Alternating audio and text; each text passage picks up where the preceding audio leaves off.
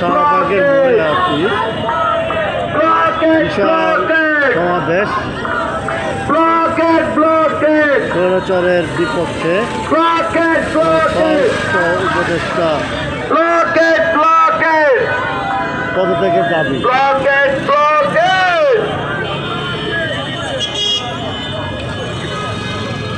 পুরা ছাত্র জনতা মাঠ নেমে গেছে।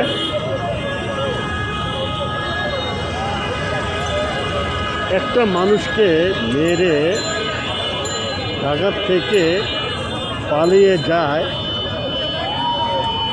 ভারতে। কীভাবে পালিয়ে যায়?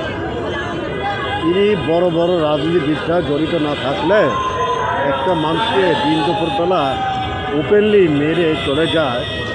তিনি জড়িত না থাকলে তো রাজনীতিবিদরা জড়িত না থাকলে কীভাবে পালিয়ে যায়? আর কি আইন শৃঙ্খলা বাহিনী, সাধারণ মানুষের নিরাপত্তা নাই। পুরা ছাত্র জনতা মাঠে নেমে গেছে।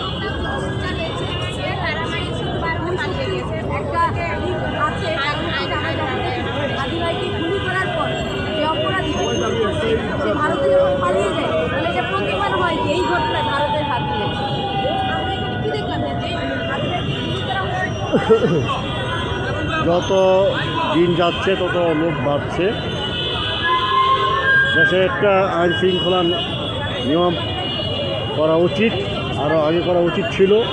এই অবস্থায় নির্বাচন কীভাবে সুষ্ঠু হয় আমার জানা নেই।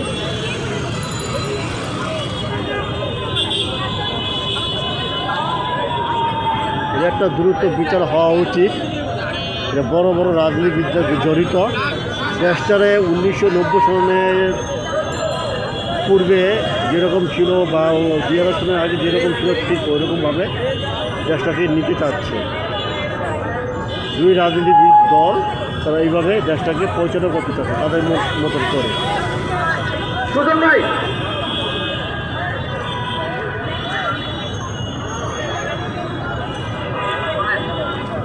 এই যে বুড়া বুড়া খাড়াস যারা 1990 সন থেকে রাজনীতি করতেছে, 1990-88 সন থেকে করতেছে, তারা এখনও রাজনীতি করতেছে। তাদের অবসরে যাওয়া উচিত। তাদের সন্তানের মতো ছেলেরা মাঠে নামছে, তারা উচ্চ লেভেল শিক্ষিত, তারা দেশের ভালো চায়, তাদের থেকে শেখা উচিত। আর এই বুড়া খাড়াসদের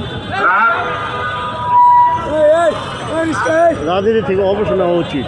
তারা বুঝতে পারে না যে আগের দিন নাই।